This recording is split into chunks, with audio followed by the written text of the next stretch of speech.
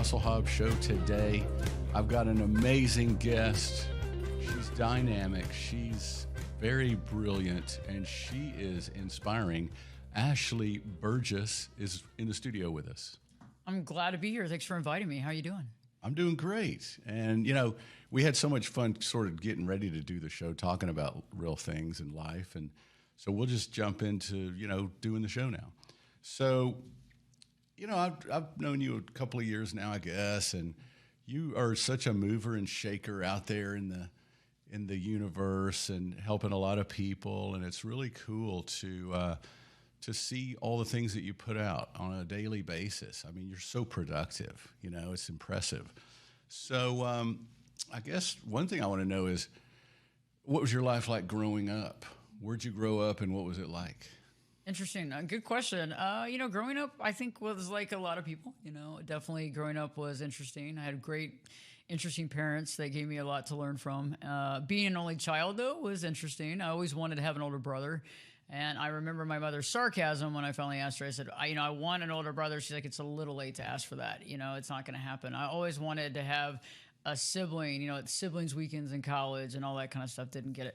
But growing up as an only child, it was good. I took care of my dog. I had a Pomeranian named Snuggles. And I came home. I made my own dinner. I had both parents were very, very workaholics. And so, it was kind of me and I was kind of on my own and they were there. But it was an interesting growing up period, and I learned a lot from it, to be honest with you. I bet. Being an only child is a very unique situation because you have more parenting, but you're also become more independent, I guess, and it seems... I don't know, different. It was different from everybody that I know that was the only child. There was usually a mother in the home or somebody was there. My mom is amazing, but my mom was out getting her master's and her doctorate, and my dad was on the road all the time for work, and so it was really me and my dog, and so I kind of got to learn how to fend for myself. I learned how to cook for myself. The interesting part is I learned how to use chopsticks when I was 5. So I would use chopsticks with all my food, no matter what it was. And even if it was chicken fingers, didn't matter what it was, So it wasn't just the ramen, it was also the chicken fingers. But I learned a lot. I learned how to be really self-sufficient. And so I think that's a really good point. And so I got to be really independent at a young age. Wow, that says a lot about sort of the over-parenting thing can create kids who are maybe entitled and not independent enough. So you were just... in an intelligent way, you were just sort of do it yourself. Thrown into the deep end, I remember I learned how to wash clothes, when I was 6 and everything else. So it was you learn how to take care of those things. You learn how to eat and take care of your own thing. You learn how to sit. I would sit in front of the TV. We had this little table and I would put a pillow underneath my butt and I would sit there and eat. And I'd have my, my chopsticks and no matter what I was eating, and I would feed the dog at night and get ready for bed. And then usually my mom would get home pretty late and we would see each other for 30 minutes and then I would go to bed and start up the whole next day. But I learned a lot about how to be, how to really take care of yourself. And I think a lot of people nowadays need to learn that. And I think a lot of folks that are growing up in high school, in college, and in middle school, I think there's a lot of helicopter parents right now, too. There's a lot of that. And that could really change the dynamic of our society if they were allowed to learn a lot of the skill set that some of them are not learning at all. They're getting married and then their wife or somebody else is taking care of them and they're not really learning about the next step. Yeah, that's really kind of an epidemic going on right now. So one thing I have to ask now, since you were committed to the chopsticks, what was your breakfast cereal of choice? Wow. Because the Frosted Flakes would fit in some sticks pretty easily, I guess. The breakfast cereal, it was gross. You're gonna gross out. I don't know if you're gonna like it. Remember grape nuts? Oh yeah, I love grape. They're very sour and real and healthy. It was like eating cardboard, but yeah, I would have grape nuts and blueberries. Wow, you were so healthy from the get-go. Yeah, I don't know. I'm trying and blueberries. But wait a minute, a grape nut and a chopstick. That's tough. You must couldn't do cereal with it. You couldn't do cereal or soup. Only soup with noodles. You can't do soup, regular soup or that. Or okay, so we got a confession or ice out cream. Here. Or ice cream. You can't do ice cream. You used a spoon for breakfast. I did. Okay. I did. Okay. I did. I'm just, we want to make fork, this clear. a spoon. Either one. Okay, so where was all this going on? What city did you grow up in? Where was this taking place? Where's the setting for this story? Okay, good one. Yeah, well, we lived a lot of different places. My dad worked as a salesman, so for a corporation, and so we lived all over. But eventually, we ended up coming to Texas, and so after being in like New Orleans, Ohio, Wisconsin, all kinds of places, we came to Texas, and so most of my formative years have been in Texas. So I've been here for quite some time, and I've left and come back, but it seems like Texas has my heart or something going on. So Yeah, Texas is awesome. I mean, it's too hot in the summer, and everybody in the world's moving here. But it's such a great, the spirit of Texas, the vibe, the opportunities. It's a beautiful place. I'm from here too. okay, so you're originally from Texas. Yeah. Okay. Yeah. So you keep coming back. You keep. Well, I never left. Oh, okay. I lived away for 1 year in Alaska long ago, but I've lived in Texas my whole life. And that's, it sounds kind of weird to say you live somewhere that long, but it's just destiny has had it that way. So I want to know what you were like in high school. What were you like walking down the hall? High school. High school. Okay, high school. Well, okay, high school, I was in debate. So I was actually a national debater on the national circuit. So I did that and debated almost every weekend because we had to debate regional, local, and national tournaments. Because in order to actually do the national debate tournaments, we had to actually win the local and regional to get the money from the school to allow us to do that. And so I was constantly debating, constantly writing cases, constantly going to debate tournaments. But I was also a pretty cool kid, but I wasn't like the coolest kids, but I knew the coolest kids. I knew everybody in high school. So that was the coolest thing. I knew everybody. I knew everybody. And so I would have to say I was kind of someone that knew everybody, connected with everybody, didn't have any enemies, didn't have any real problems with that. But, really liked everybody, but I had that niche. So it was that debate niche, and that was the thing. So that's a great thing to do, the debate club early on. One of my sons, I really wanted him to do debate. Okay. Because he's a natural at that, right? He naturally argues very well. No, he's just a natural antagonist to any situation. He'll show the counterpoint and things like that. And a friend of mine, his daughter did very well in debate. So you were really smart and sort of courageous then to be in debate. And so you kind of had friends in each group in high school. Oh, yeah. So in your high school, which high school did you go to? Grapevine. Grapevine High School. Mm-hmm. So tell me the cultural tribalism that was in your school. Because when I was in school, we had the freaks, the socials. I mean, this is what we called everybody in high school. When I was going to high school, this is what everybody was called. You were the freaks, the socials, the jocks, or the ropers. Which was the country type, cowboy type that were actually the cowboys that were, on the edge of town that would come to the school. We still had these things called ropers back then, in Texas. So what did you guys call your crowds at Grapevine when you went to school? Because you're younger than me, obviously. Yeah, okay, the interesting thing is that I had friends in all those groups, every group. I wasn't really titled, but I had friends that were, I guess you would consider like athletes. Then, you had your cheerleader, your athletes. You had like the kids that obviously were partying and having a good time. That were kind of the cooler kids, you had those groups. You had the nerds, kind of to a degree. And then you had kind of just the real smart ones, and those were the ones that were interesting. And then you had the ones that were they couldn't really fit in. They didn't really know how to fit in. And so you had that group, kind of the outliner group. So you had the nerds, the jocks, the athletes, yeah. And then the Island of Misfit Toys. Exactly. Yeah.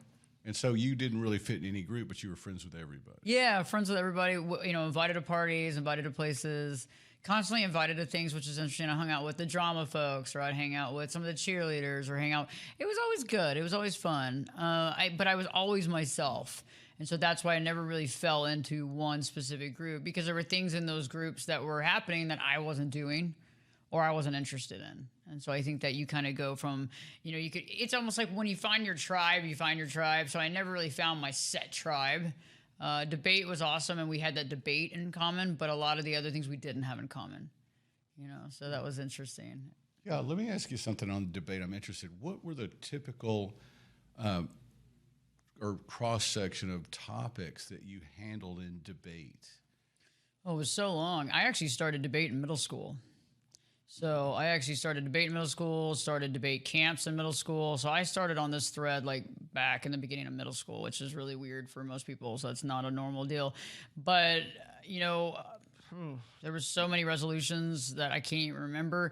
But one of the biggest things that I did that was different in debate for most people is that I did Lincoln Douglas debate, but I actually switched up the negative concept. So you have your affirmative side, your negative side, and then on the negative side, you would write a case like you would on the affirmative side with Lincoln Douglas debate.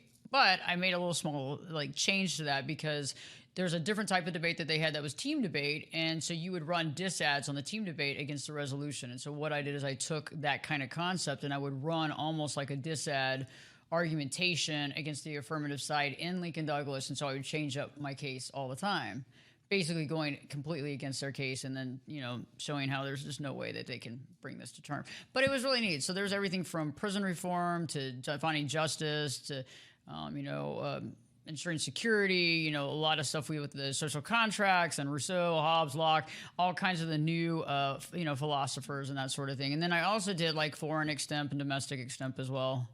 So I did that too. And then I also did Congress. And so I was actually in nationals 3 years in a row in Congress for nationals for debate as well. So, you know, I kind of bridged that gap.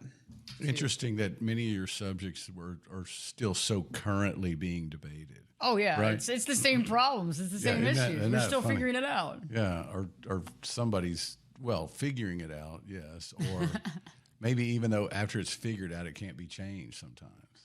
Well, you're right. I mean, think about we have a lot of juggernaut issues, you know, like some of the biggest issues we have, like prison reform is a huge issue. I don't know if it's ever going to be figured out. And then we have privatized prisons and we have all these issues and the money that's being made and everything else that goes into the situation. It's a stack. It's like, how do you begin to change the problem? How do you begin to get to that source of the issue and look at the real issue, which is these people are not getting rehabilitated. These people have issues. They need to be rehabilitated. We need to help them. They need psychological help. They need coaching. They need therapy, and we're not giving it, you know? And so that's the big underlining problem, and that's like the festering issue, but yet we have all those issues on top. And how do you dig in and change things? Right. It doesn't come easily, and, you know, knowledge is power. Exactly. But so do you ever watch debate now or listen, rather, on, say, like PBS? You know, I'll be driving sometimes. I don't know if it's Sunday night, and they'll have debate of different topics on PBS. Okay. It's really great. I mean, it's very well, facilitated, and they have really great guests on there, and it's current issues. I mean, PBS is definitely a liberal venue, but they're pretty fair with housing these debates, and they're showing both sides of many issues. I'll recommend it.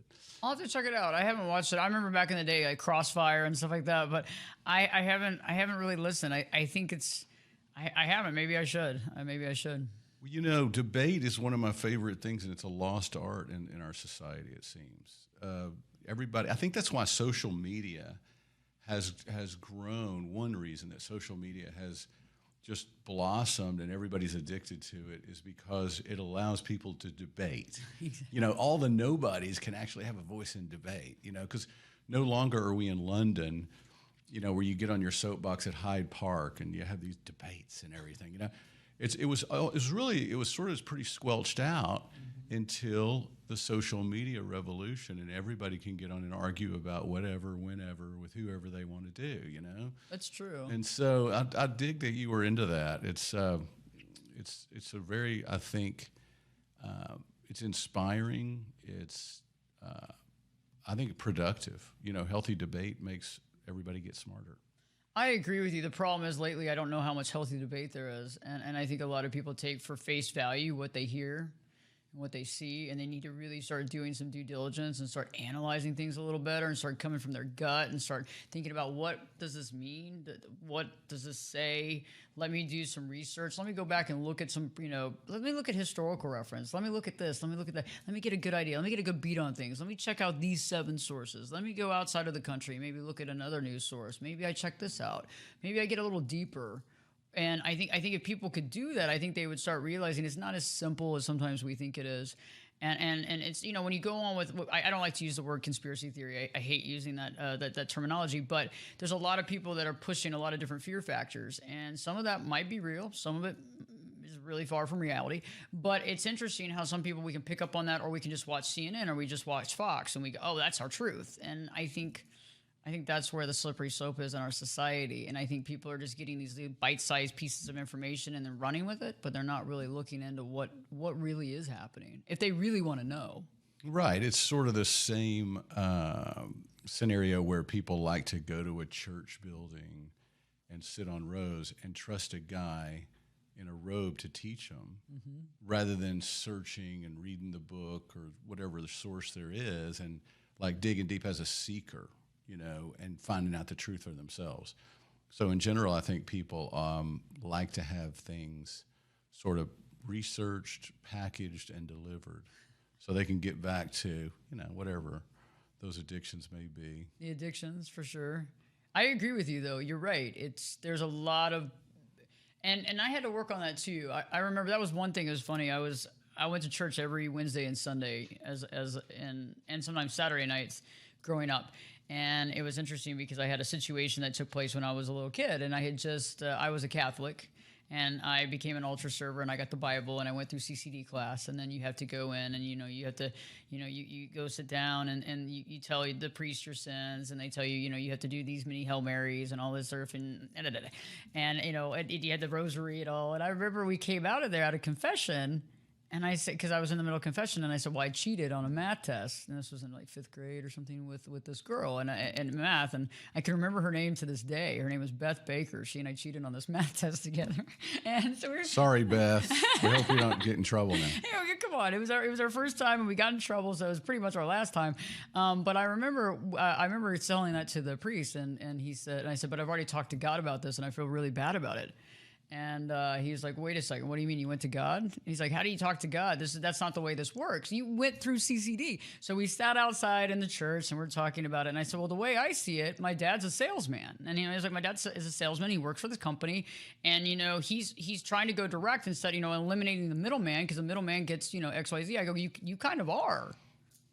I mean, no, I'm not being mean. I'm just saying, but why can't I go direct? And so he was like, I think you need to look around, and you need to see what you like, and you probably need to go check out different religions. And I said, that's great, but I'm in middle school, and I live with my parents. So that's not going to go very far. But I remember I continued to keep going to church, but I remember I'd go online and I checked out all kinds of things. Buddhism, I checked out everything, and I started reading about stuff eventually when I was old enough to go online. But in the process, you looked up encyclopedias. You remember, like, encyclopedias and books and stuff. But that's where I draw a concept with that too, because I was looking for more, and I didn't want to just take that. Nothing against the Catholic Church, just saying I wanted to find more. Well, I love the fact that you're a young lass, and he's like, why don't you just go try a new religion? He saw you were a troublemaker early on, right? And what's funny is, so you didn't have to sign like a non-circumvent there. Non-disclosure agreement. Yeah, no. NDA, non-circumvent. Oh, sorry, middleman. I'm going to God. Right? I'm going around you. I'll fake you out. Yeah, well. He sends you out the other direction. You go out that exit road. Go out that road. You're not coming back. Well, that's what I like about you. People that are courageous and seeking and love truth and like to talk about it. That's what I respect, people like that. Of all races, genders, religions, everything, okay? Just for the record. So let me ask you this. When you were young, so what was your dream? When you were young in middle school, what was your dream that you were going to be when you grew up? Oh, my gosh, that's funny. Oddly enough, not at all what I'm doing, but I actually dreamed I was going to be in Congress. So I was going to be a senator. That's what I wanted to do. Well, that's awesome, and it's not too late. It's not. I was actually a presidential classroom scholar in high school, and did a lot of other stuff too. But it's not too late. But that's where I was going. That was the direction I was going, and then I kind of got a little derailed. And so I was at Lafayette Park and met some really interesting people from Russia, and they told me about how I would ruin my life if I continued to go down this pathway. But it was interesting. But I really wanted to. I mean, that's kind of the direction of where I was being kind of groomed toward that direction. Not that I haven't thought about it, since then. But I obviously am not doing that right now. Interesting. So that begs the question: you have quite a following now, and you have influence with a lot of people. Now you're not really in the realm of politics because you help a lot of people see how to get free from, I'll just call it like psychological hang-ups or abusive relationships and such, right? Yeah. Okay. Right. So, well, you could sort of, transition over into politics. I mean, I think one of the things that's missing, and like we go back to the debate comment, a lot of things that are missing in politics today is that really educated sense of thought and understanding that it's not black and white. And I think that's the biggest issue we have in society, psychologically speaking, because so many people are operating from that. They're operating from the black and white thing. It's either this or it's not. You're either an angel or you're the devil. I'm either going to put you on this pedestal or I'm going to villainize you. Right? And so that's what's happening in the news. That's what's happening in politics. And I think that if there were more people that were not black and white thinkers and could actually bring some sort of, commonality and connection with people, I think it could be very interesting because you could open the doors to communication and I think a more wiser thought process. No doubt. Well, I think you should keep an open mind on that because it's the era we're in is where non-politicians are running for office and becoming leaders, right? And I think it'll trend more that way, and I think it's a good thing because everybody's sort of fed up with the status quo and the career politicians and everything. True. So I believe that these positions of decision and power are going to be filled by outsiders. The question and the concern is which outsiders are going to fill them, right? Exactly. Depending on whatever you want to see happen, So, so my question now is, so how did you get into I don't even know what to call your field now. You are on many radio stations and social media, and you have a following, and it's not really arts and entertainment, right? Yeah, I would probably say more of, you're right. It's more of like, I don't want to go full on, psychological, but I would say mindset, maybe mindset entertainment, awareness, self-awareness. Edutainment. Exactly. And you're also a life coach, really. Exactly. Tell people how to get their stuff together and live a life that makes sense, right? Exactly. Yeah, and so life coaching is great. I have some therapists that work with me and some physicians, and it's great because and I work with clients all over the world. So, things are different, so you have to accommodate for those types of things. But it's really awesome because what I do basically from the beginning to the end is most clients come to me, they find me on YouTube or they find me on the radio, we connect, I help them understand the toxicity that they're in, the toxic relationship. We understand all sides of it. We work through it. We start beginning to figure out ourselves and our identity because we lose our identity in that toxic relationship, especially if we've been in it for a very long time. Because we keep giving of ourselves more and more and more. We keep losing ourselves. And a lot of people are in relationships where they're not allowed to hang out with their family. They're not allowed to see their kids from a previous marriage. Those types of things.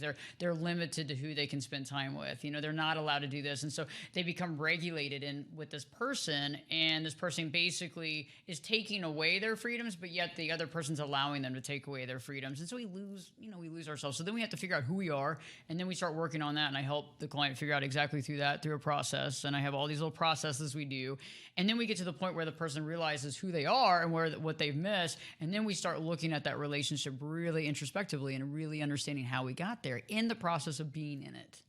We don't want to just jump out of it, because if we jump out of it, we're going to have regret, we're going to have sadness, we might not be ready to leave it. We have to be so ready to leave that or to change that. And one of the biggest things is changing our own issues. Once we change our issues and the way we see things in our programming, at that point, we can actually aid and abet in the relationship. And the person's either going to augment and change on their own because you're not giving them the same things back to them that they're used to. You take an example of fight. So like two people are in a relationship and they fight. They're having a fight again. That fight's going to be that same type of fight, day in and day out, the same type of comments, the same type of either running away or yelling or getting physical. It's the same type of thing. We go through the same, and we never resolve anything. And it's just like this over and over again, circular. So I basically help people to get out of those situations, figure it out, then they can decide if they want to stay or they want to go, and then we process through that. And so it's usually a huge process, but it's a life-changing process. And I love walking clients through that because I know how to do it, and I've been successful in doing it. And it's nice because you really get to see somebody go from one extreme over here of really being extremely unhappy and not knowing who they are to all of a sudden, wow, I'm seeing it. And I don't want to do this because I actually see the value in myself that I'm not going to continue to allow this or this behavior in my life. So it's seeing that value personally and not getting the value from ourselves from somebody else. Well, that was a lot of very good nuggets of truth there. And, I'm thinking the whole time, I'm thinking how paradoxical it is that part of us wants to fall in love and be, it's like all the songs, you want to lose yourself in someone, right? Mm. And I know all the songs are like so, ridiculous, all the silly love songs. But there's part of us, though, that we do, and in fact, I think we're created to sort of become one with someone, right? Mm-hmm. And you sort of merge your souls together and all.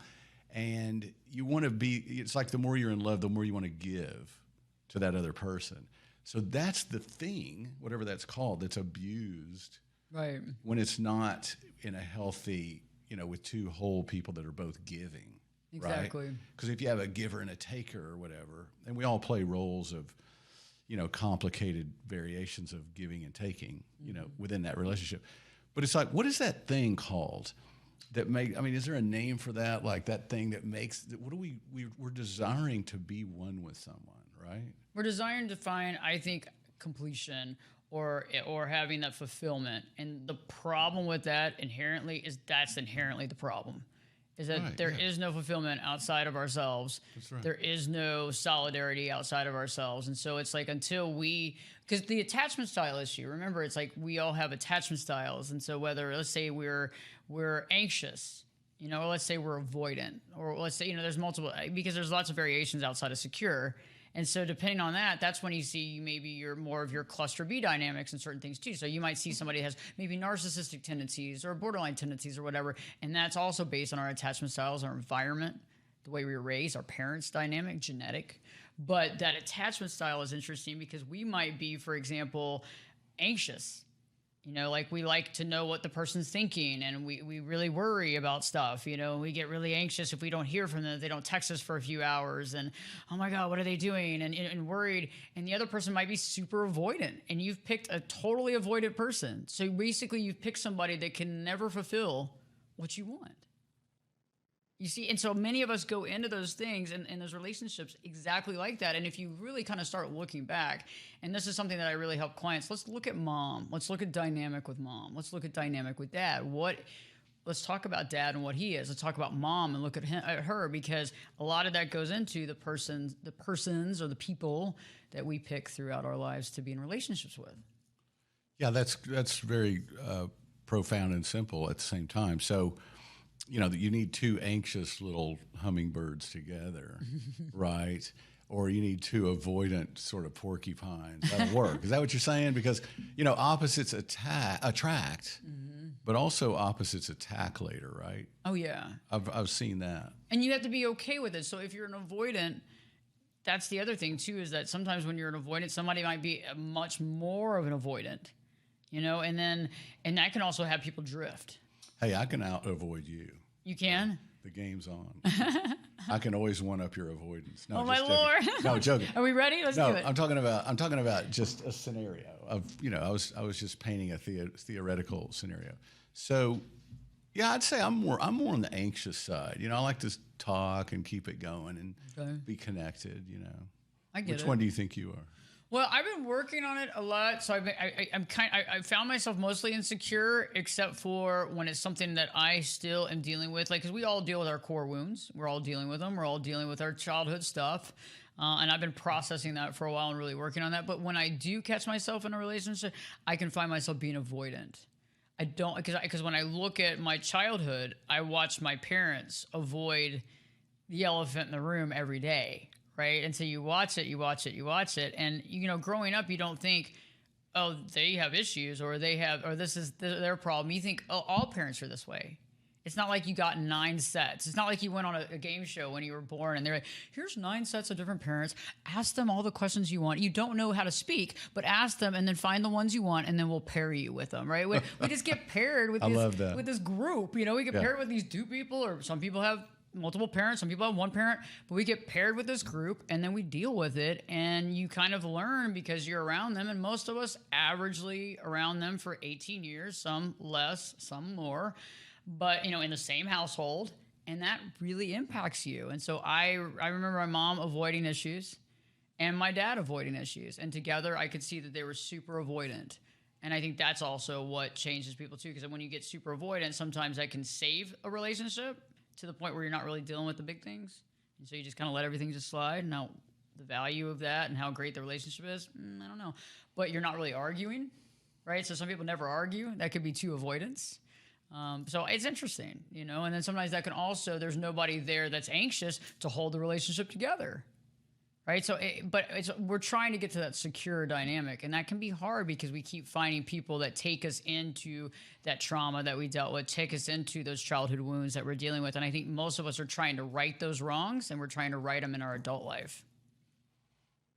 Makes a lot of sense. So I guess you sort of grew up in an avoidant atmosphere. But once you learned about that concept, you've probably slowly worked to be more balanced. Yes. Oh, right? definitely. And definitely. that's kind of what we all do, is any knowledge you get, you sort of try to move to balance. So we're all getting a little better all the time, right? Exactly. Okay, so you got out of school at Grapevine and you went to maybe university. And I'm wondering how you got from, you know, being in debate and then going to college, and then how you got into the profession you're in. Well, you know, it's interesting because I really wanted to do the political thing, and then that kind of changed. And I actually got a scholarship, and I turned it down to a big debate school because I was actually going through quite a bit of burnout at that time. So I was having like 40-year-old burnout in my senior year. So I literally decided to go against all that, which was kind of stupid, and I should have taken a break. I should have been like these other kids that go backpacking in Europe for 6 months or something. Should have done something like that. Maybe should have sat on my butt at the house for 6 months. I think I would have changed my mind if I would have had that time. But I'm happy with my direction I went, you know, and going through school and educating yourself. You know, a lot of it was psychology, communication, understanding. And then you start looking at different things too and realizing, if we don't get this right and this right, the rest of it really doesn't matter. I mean, you can make a ton of money doing something, but I have a lot of clients that make a ton of money. I have clients that have private jets. I got clients, they're not happy. They come to me because they're not happy, and and this is going out of control. You know, because our mind is basically fueling our thoughts. Our thoughts are constantly telling us how our life is or who we are. And if we can't control those things, it doesn't really matter all the stuff we have. All the stuff we have doesn't really matter. And so that's where I figured, okay, this actually has teeth, and this actually has something in the direction. And so that's why I'm really happy that I went this direction, because you can help so many people. And it doesn't matter, like, you know, how much they make, who they are, what they do. It's across the board. And it's just trying to help them regulate. And I came up with something a long time ago. It was about 20 years ago. I started really analyzing the mind, and I realized that I had a lot of thoughts in my mind that were just all over the place, like really positive, really negative, and sometimes really neutral. But underneath those thoughts were also the core wounds, and those core wounds had these core beliefs, and those core beliefs were holding me back. And so when I started realizing my core beliefs and figuring out how to do that, that's when I came up with an entire process of how to really eliminate some of this like clutter, and how to really understand what this clutter means, and then how to take the thoughts and figure out what thought means what, and why these thoughts are consecutive, and what the meaning behind that is, and how to eliminate it. And that's what really got me into doing what I'm doing now, and, you know, kind of propelled into the radio show and really getting the word out in that. And that started back in 2010 was the radio show. And maybe it was before that. And then, you know, the 2 books, and I actually have 2 other books that I'm writing right now, but I haven't been able to get to it, to be honest with you. And then also collaboration with other folks in the industry, and really kind of saying, okay, what's the next step? What do we have to do? And I think it all goes back to thoughts. I mean, if you can change the thought, and you can control the thought, and you understand where the emotion is coming from, I can't pump in air that's depressed. I can't pump in happy air in here and go, okay, you're happy, or oh, you're depressed. And I was like, it's all here. But most people don't hear that anymore. They don't. And that's the issue, right? It's like the music that nobody hears. Like, when you go to the restaurant and you're like, I hear you don't really hear the song and somebody else hears the song. That's kind of like most people's thoughts. It's been blocked out. Right? Exactly. But it's still there. It's still going. That's very deep. Let's tell a joke. As a man thinketh, so is he. So is he. I like it. It is. So let's stay on that a second. I've been aware of that concept. I've worked on it through the decades a little bit, and a lot of people that'll hear this, know what you're talking about. Some people that's new to hear that, So for me, it's like, you hear there's a verse and to take thoughts captive. But that's really sort of just grabbing negative thoughts and, lining them up to the truth. Mm-hmm. But how else do you, what's an exercise, or how do people actually try to discern and wade through their thoughts? Well, one of the best things you can do, honestly, and this is a good takeaway on the show today, is that you can actually write down. So one of the things that I like to do is, if you're having stress, anxiety, fear, that's the best time to journal, right then and there. Like, why aren't you journaling? I mean, why are you just sitting in that? Because it's like, oh, I'm going to sit in it. Well, just make it useful. Do something with it. So I like people to write in those moments for 10 to 15 minutes and just write out every thought. Don't sit there and analyze it. Oh, this is a stupid thought, or, don't do that. Don't do that. But just write down every single thought that you have for 15 minutes. And do that like every day for a week, and then compare. And so what we do a lot of times is I just have people just I don't want anybody typing it. Okay, there's a whole reason for this to your pen, right? There's a connection, right? So you don't want to type it, because when people type it, they also change syntax and the way things sound. And that's not going to help. Your brain speaks a certain way, your thoughts are a certain way. If I'm attacking a thought that I think is the genuine thought, and it's not, that's not going to work either. So then we kind of compare all these lists and we look at the different ones that are coming up, because a lot of them are just like daily issues, right? Or stress issues, or, circumstantial.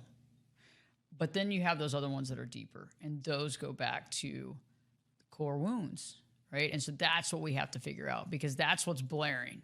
I'm not good enough, or I'm ugly, or I'm never going to be loved, or people don't love me, or I'm unlovable. And all those big ones are the ones that create all the problems in our lives. The I'm unlovable one is amazing how much pain and suffering that does to people. Nobody cares about me. Everybody's going to leave me. Everybody's going to leave me is one of the most challenging thoughts ever, because if you really think everybody's going to leave you, they are. And sometimes you will actually make them leave you. You will actually do what you have to do subconsciously to get them out of your life. And then you go, see? I was right. Yeah, see, I was right. Everybody leaves me. Yeah. And those are the things that we really dig into, because those are the issue problems that we have. And then those thoughts interact and interfere in all of our other thoughts and everything we do. We do and don't do things based on those thoughts. I love the way you have this sort of honest, vulnerable process of, at that moment, write it all down. Yeah. Because then you could manage them easier. Exactly. That's really good. Yeah, that's great. I hope people, do that. I'll try to do that, because with me, I'll think about thoughts and like, why am I thinking that? I'll do it all in my head sometimes. And just try to think right and clean things up and get on track. But I think writing them down would give you a way easier way to manage that. It does. And then we kind of nobody's going to see it or judge you, right? Right. Oh, yeah. I mean, I'm not judging you. Google Earth could zoom in on it. You got to be careful. So. Well, you're right, and that's the thing. What you are sending an email to me, or you are sending a picture of them. That's true. There's a possibility of digital, but in the process, no, there's no judgment in this process, and we all have this. I mean, the thing is that judging anybody's real issues really is just idiotic, because most of us are dealing with issues, or we've dealt with issues, or we've had similar issues. And the judgment is just irrelevant. And I figure that when we do have judgment on something about somebody, no, I'm not talking about, there's some really things that I just won't bring up on the show that I find, just not correct, like child abuse and stuff like that. Different story. But I'm talking about like, love issues, sexual issues, whatever, all those things. It's like everybody's had it. Why are we not just talking about it? And let's bring it to light and figure it out, because all it is just spooking you anyway.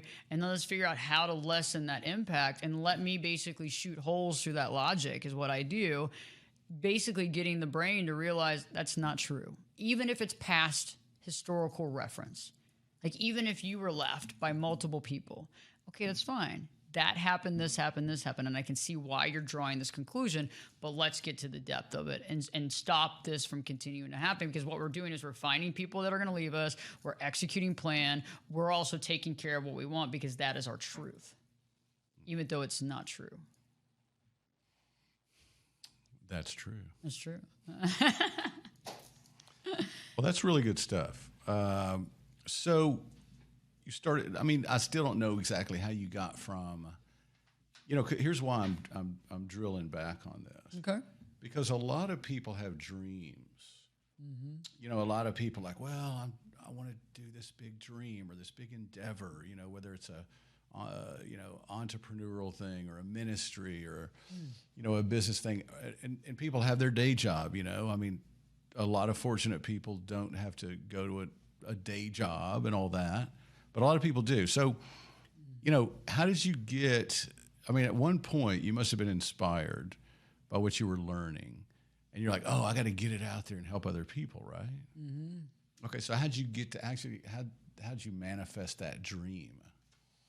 That's interesting. I think a lot of things had to coalesce at the same time to make that happen. Mm-hmm. So, you're right. Everybody has their day jobs, right? So at the time when I really started like kind of thinking, okay, this is really, I had actually started getting into some entertainment stuff. So we got into some film and TV and was shooting some different things and, assistant directing some things and really going through that process. And it was really creative and very cool. And it was interesting. But again, you go back to the dynamic on set and you have a lot of people having a lot of issues.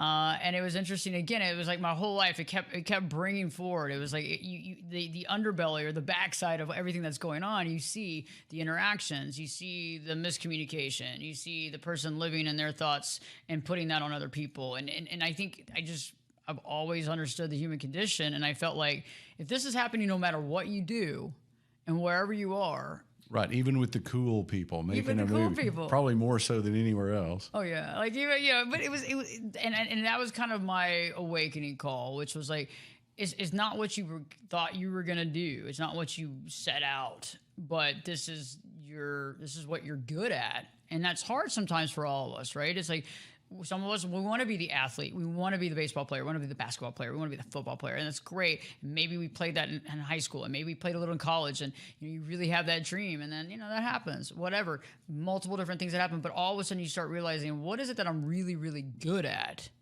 And it's hard because some of us are really good at different things. I'm sure you're good at 1,000 things, but it's like honing in on that thing or those one or two things that you're really, really talented at. And I really believe that people have God-given gifts. I believe that we have like ultimate gifts that we're giving that we're consciously aware to. And God can be the air you breathe or whatever you believe in that is. But there's an overarching thing that I feel like we come into this world that we have the ability to do. And I think that's where it finally hit me, is that, and growing up with the situation I grew up with my whole life and having a health condition my whole life and almost dying on the operating table 3 different times and having all that happen to me beginning at such a young age really impacted me too. So the whole concept of understanding people started when I was a very, very small child, because I didn't know what was going to happen the very next day. I remember sitting in hospitals on gurneys, having transfusions, this and that, things happening, my mom sitting there worried, all this stuff going on as a little child and not really understanding why this was happening, being in the hospital for hundreds of days, like all kinds of things. And the impact that had, and then living that life for years and years and years on end, not knowing when it was going to end. And so you really come from a different space when you walk through that space. It's not a normal life. My life that I experienced as a child is a life that a lot of people experience when they're about to die. When they're in their older age and something happens and they get cancer or something happens like that, and they have to go through this entire awakening and spiritual awakening. And maybe they live, maybe they don't, but they go through this spiritual awakening and they come out the other side one way or another. That happened to me when I was young. Okay, so that changes your entire dynamic. There's no like, oh, I'm going to create this business plan or I'm going to do this or that. It has nothing to do with that. Your whole belief system in life is so much deeper than you could ever imagine. There's no going back. And so the political thing was great, but that again, that goes back to psychological aspects. All these things were about being able to communicate with people and understanding why people do what they do and being able to get to some sort of middle ground where we can understand each other. And I realized that was the same. Even when I was assistant director doing that stuff, I was still mitigating people and dealing with those things. So it was since I was a child, I knew that's what I was going to do. I just didn't know what it was. Right? Because you don't know the answer. So you knew your gift, but you didn't know what arena you were going to. You don't know what titles there are or anything like that. And titles mean nothing. But, you don't know what that is, and what does that mean? What am I going to be doing? I always knew I was a good writer. That was something I did know. I was always a good writer. And I would write for my mom. I'd write, deep thought processes, like 15, 16 pages, like dissertations on thoughts of, defining this value and understanding it within the concept of beauty or the concept of society or whatever it is. And I would give her those types of things. And I knew I was a good writer. But I knew that I had to get out of that shell of just writing. Like writing is good because it helps and it processes things, but also you have to be able to know it and you have to be able to walk the walk and you have to be able to do it. And so that's where I had to figure out how to do that and how to connect with my emotions. And being through all those tragic things, you have a lot of sadness and anger as a child, a lot of resentment, and you have to process that. And so there's a lot of I have clients now that I deal with that, issues with health issues. And it's very interesting to work with them because they honestly have PTSD around health issues, any small thing. And I feel it myself. That's something I've been working through. I just dislocated my patella last week and it scared the crap out of me. And it was not a big deal in the grand scheme of my health issues. I mean, for a lot of people, that's really bad. But I got really down on myself and, you start going back through the past of how you weren't able to do things and you were bedridden and all that horrible stuff. And so there's a lot of people out there that are dealing with that. And so, I just think that that's where the real meat and potatoes are, I think of it. And I know that you write and that you really, you have these amazing philosophies that you share with people and really help them to make changes in their life and to see where they're coming from. And it came from a grassroots effort from your past. And so I understand that about you, and I think that's what resonates. So I have to ask, did you relocate your patella? And it sort of starts growing back? I know. I had to put it back in the socket. I had to put it back into place. Yeah, I literally, I was actually getting out of bed to get water, and I stepped wrong. And I had a big workout the night before. I mean, I had probably done 300 squats and everything else, but I wasn't working out at the time. I wasn't on the football field. I wasn't doing anything like that. But I literally stepped. I just misstepped, and it just came all the way out to the left side, on my knee, and I had to put it back in. 300. Yeah, I do a lot of workout when I work out. I like to. I have to because of letting go of stress and really, I want to. And your body is your temple, and to some degree, you got to figure that out. But yeah, so I had a great workout the night before, and then that happened, and I was like, oh. It seems like after 300 squats, your patella would be like super patella. You would think it would be. That's why I don't understand. So they said it was just kind of a freak thing, that it just happened. So yeah, but it hurt. I mean, talk about pain and agony. Do you want to talk about what you were in the hospital for? I mean, I can. I mean, it's just kind of a rare deal, but I can. I mean, if you want to go there. Well, it's a little. I mean, it's something that's question mark sort of in the air. Okay, well, definitely. And you're all the millions that love you may want to know now. Okay, yeah. I mean, I've talked about it a little bit, not completely all out there, but yeah. So I have a condition that when I finally got diagnosed, 180 people in the world had, and I was in my early 20s. So I have a venous lymphatic malformation. So I have a second lymphatic system, and that's rare. And so Venus. Yeah. You're a Venus type goddess. I'm a Venus. Yes, the goddess of Venus. Yeah, but it's very interesting. So let's say you are in the womb. So you are conceived at A, right? So you're conceived at A. Let's just say that's little a. And A, B, C, D, you develop this elementary system of vessels that carry nutrition from the umbilical cord into the newborn baby, into the unborn baby, and you're going through that. At MNOP, you eradicate that old system of vessels and stuff like that, and you have your you create the system that you have now, like that takes nutrition and everything, and it's a very highly it's a very interesting introspective system. Mine never eradicated that elementary system. So what happens here is you have to be careful because they can compete with one another. There's a lot of other things that can happen in the process. And so we're not sure if obviously it wasn't genetic because it's not genetic. So we don't know if it was something that maybe my mother took when she was pregnant, or if it was just what happened. We still don't know that. So you have a very complex and fragile system, is what you're saying. Yeah, it's very interesting. The lymphatic system. Yeah, so it's like you have that, and so you have to be super careful, but it caused a lot of pain and suffering in my life. And see, in the beginning, we didn't know what it was. So right, I'm sure many of those days and hours and months in the hospital was everybody trying to figure out what it was. Yeah, and you probably helped. Yeah, you probably helped other people down the road from all that research they did with you and everything, right? Oh yeah, and we eventually over time I found doctors and surgeons that were working with this. It was very rare, but I had surgeries that were done on me that weren't the right surgeries. They thought I had a double hernia. One time, so one surgery was a double hernia surgery. There is no double hernia. There was no hernia. You know what I'm saying? And I almost died on that table because of the lymph and the amount of lymph that I lost and everything else. So there's multiple things that I went through going, and it's painful. And that's where a lot of people are health-wise. I mean, a lot of people have dealt with cancer, everything else, and they've gone through it. And so I understand the pain and suffering from that. But that's hard, especially when people don't know what it is. I think that's the hardest thing. I'm so glad that you made it through all that. And it helped develop who you are as a person. Exactly. There's no doubt your experience did. You know what the number one cause of death in America is? What? The number one cause of death. People might think heart attack. Depression? No, it's mistakes at hospitals in the medical industry. Oh. I read a thing on it last year. It's unbelievable. But I mean, they're all doing their best. But there's a lot of mistakes. They're humans. That's true. Humans doing. I mean, it's just humans trying to figure it out, right? Yes. So.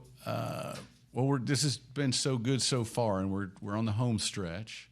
So here's a question. You're such a vibrant, high energy, intelligent human. Here's a question I ask everybody towards the end of the show, and it's brought to you by our sponsor. This is a book that it took decades of me seeking and searching for answers, and I think I've got some in this book. So check it out. It's on Amazon or whatever.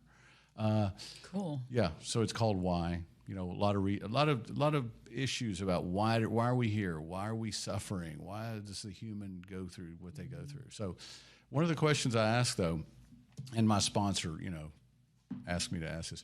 So tell me, what do you think about God? What do I think about God? Yeah. Oh, that's a good question. I'm a big believer, so that's something that totally is a part of my life. There's no question. I wake up and I understand that I'm here for the reason I'm here, and I learn every day. I have meditation. I try to download things and try to understand. I try to be in the place I need to be at the right place, at the right time.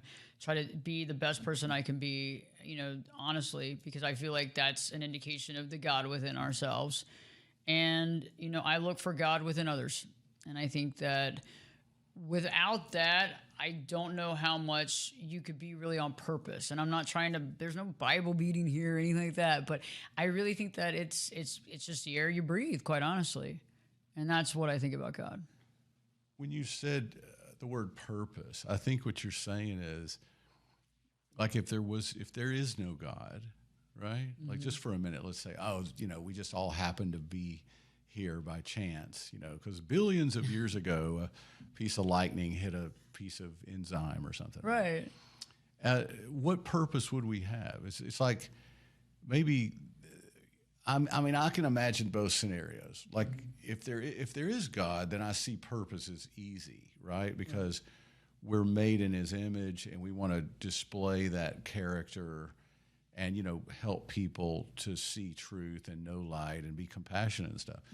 But if you said for a moment there is no God at all, and we're just all here by chance and accidental, whatever, and we're going to all perish and rot away, wouldn't it be harder to find purpose? I think it would. I think you would have to really. I think the concept of understanding that there is God, if to me, it's the air I breathe. It's not a man to me or a female or anything. I think it's just all omniscient. But I think it's a lot easier to have to locate purpose that way. I think otherwise, if let's just say there wasn't, I think you would have to really instigate purpose in yourself and try to live to the level that you see is the level that's right for you. And I think that because I think, yeah, take it away. And how are we living our life? What are the values that we want to live our life by? Are we being true to our value? Are we seeing are we unconditionally actually loving ourselves? I'm not talking about narcissistic love. I'm not talking about do we really love ourselves and value ourselves? And I think if you can get to that point, whether or not one way or another you believe, then you're treating other people with respect and you're not allowing certain things in your life as well. So, but I do think that the God quotient adds that other dimension. But I think some people haven't figured that out yet, and that's okay. I mean, everybody's got to figure it out or decide what they want. And it's, again, like we talked about the mind, I am, right? Our thoughts make our reality. And so it kind of depends on what we're thinking. But we can augment that at any time. Right. And I do think that everybody is in different steps and stages and paths, right? Mm-hmm. And I believe that the merciful Creator is holding it all together while everybody's going through their journey. And, that's, to me, it's such a fragile thing. It's like people go to the hospital and they're under the care of all these doctors and nurses and trying their best and everything. But I mean, I all my experiences being in the hospital, seeing people in the hospital and being around them and everything, I always see there's that missing spirit that's like keeping it all together. Because the humans are, it's like the nurse is on her phone with her boyfriend having a fight because he's a narcissist, right? Right. And she's whatever. And, but the patient still lives. You know what I mean? I feel like there's so many gaps in human effort. I agree. That it's got to be filled in the blanks by this caring Creator that's overseeing everything and, keeping us on path. I think it's the glue, right? It's the glue. And sometimes it's hard to see the glue because sometimes things happen and it's hard to see it. And sometimes, honestly, the glue doesn't hold it together. Well, yeah, and sometimes for whatever it's reason. Not meant to be. Not meant to be. Exactly. For whatever, and that's why so much, I think, if you read the old poets and even, old scriptures where it says, well, if there is no God, then let's eat, drink, and be merry, lest tomorrow we die. Mm-hmm. But the new atheism is sort of like, oh no, we're noble and we're good and we care about the suffering, which is all a good thing. That's people trying to be, divine in nature. Mm-hmm. But it falls short because there's gaps we can't fill. And to me, it demands that there's got to be this supernatural side because there's things going on that humans just can't take credit for. Miracles every day. And just the fact that the creation's here. Right. And it's like it works so well without humans doing anything about it. Exactly. I mean, the sun's coming up and it warms us just perfectly. Right. Some a little too much this summer. Yeah, but in Texas, you move the Earth out of orbit 1 centimeter, and we're all going to die. Exactly.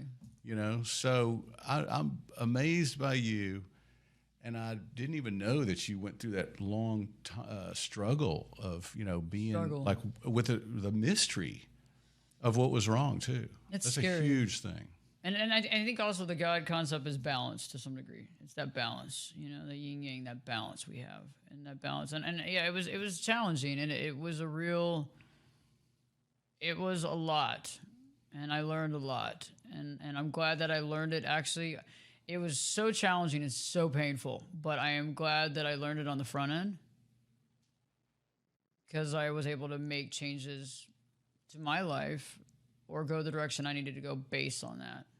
And maybe that was always the calling. Yeah, and it made you a person that was mature for your age. I'm sure you've sort of always been ahead of your time as far as development, right? Always mature, yeah. Mm-hmm. It had to be. You couldn't wallow. You had to be. There was no option. I mean, and sometimes you look back at that and you wish you could have been more of a kid, but it is what it is, And I try to be a child. I try to be more like a kid now. I really try to get back to, liking things that are just easy. I like to connect with things like going outside and walking in the grass. I like to play. I like fart jokes. I like things like that. And I like to feel, I really think that if you're really happy with yourself, you're 5 years old all the time. And I want to be that way. And so I kind of just reconnect with my inner child that I didn't really get to connect with at that time. And I try to work on that. And that's something that I'm working on, honestly, every day, trying to really connect with that. And I think a lot of folks that are probably watching your show right now haven't had the chance to connect with their inner child. And if that's something that, you want to do, that's something that you need to do because you didn't get a chance to live that. If you had to raise your brothers and sisters, or you were in a challenging home life and mom wasn't there, or dad was in prison, or whatever was going on, it's time to figure out how do we connect with that inner child. And I think a lot of us need to do that. That is such a huge subject that you just brought up. Mm-hmm. And, children, what happens to children? Exactly. You know what I mean? Like there's a comedian, David Reagan or whatever, Reagan. He's so funny. He's talking about, kids are so happy and they're so full of life, and we could all learn from them, right? But what do parents do? You got to grow up, it's like, quit jumping on the bed, get over here, do your homework. It's like society and parents, we strap them with growing up, getting in the grind and worrying about, their 401k. And really, we should all just be childlike.